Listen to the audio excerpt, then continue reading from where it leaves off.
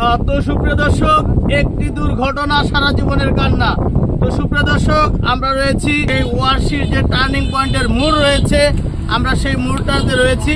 তো এই জায়গাটিতে সব সময় আমরা দেখি যে ভয়াবহ অ্যাক্সিডেন্ট ঘটে।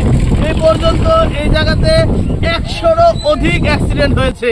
তো এমন একটি ভৌতিক জায়গা সবসময় অ্যাক্সিডেন্ট হচ্ছে, কি কারণ এবং আজকের অ্যাক্সিডেন্টটা কি নিয়ে ঘটলো সেটি নিয়ে থাকছে বাংলা ট্যালেন্ট টিভিতে আজকের এই অ্যাক্সিডেন্টের ভিডিওর বিস্তারিত নিউজ।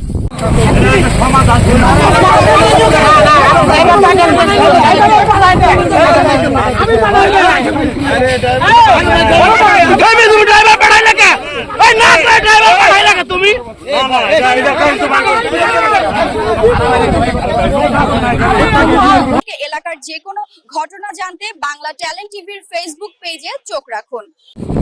তো সুপ্রিয় দর্শক, দেখতে পাচ্ছেন এই যে ওয়াশির যে মোড় রয়েছে, এটি হচ্ছে বরুডিয়া থেকে আসার সময় ঠিক ওয়াশির মাঝখানে যে টার্নিং পয়েন্টটা, এই জায়গাটিতে আমরা দেখছি সব সময় এই ধরনের অ্যাক্সিডেন্ট হয় এবং আমরা সব সময় এখানে আরও 4 থেকে 5টি ভিডিও করেছি।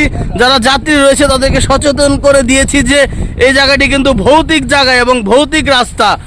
প্রাইভেটের পাশাপাশি এখানে একটি ট্রাক রয়েছে। বলেন তো, এই যে কিভাবে এই মুখোমুখির ঘটনাটা ঘটলো?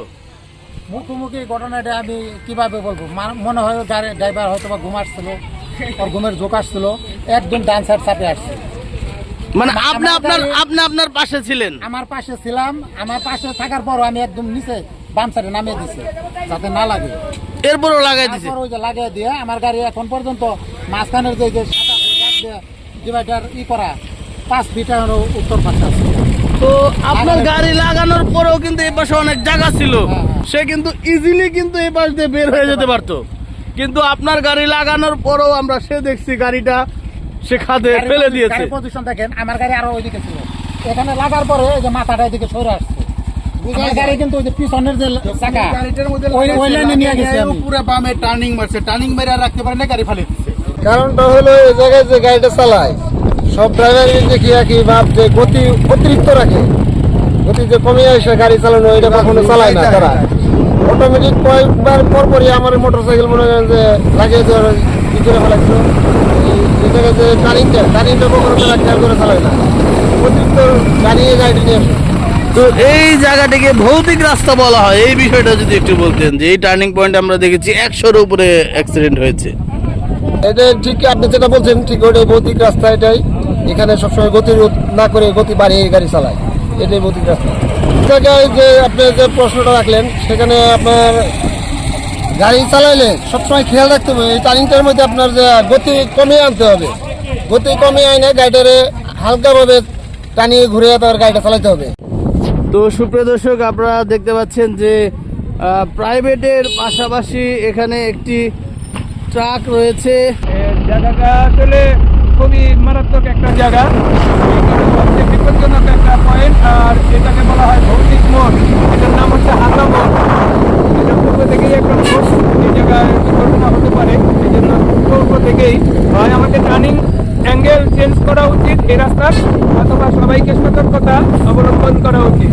এই রাস্তাটা আসলে খুবই খারাপ আর বাজে অবস্থা। দেখা উচিত রাস্তায় কি করলে ভালো হয়। এটা আমি তো ছোট মানুষ, আমি কি করবো, বড় বড় কর্মকর্তা হিসাবে দেখুন যে আসলে এখানে ভুল আছে কি।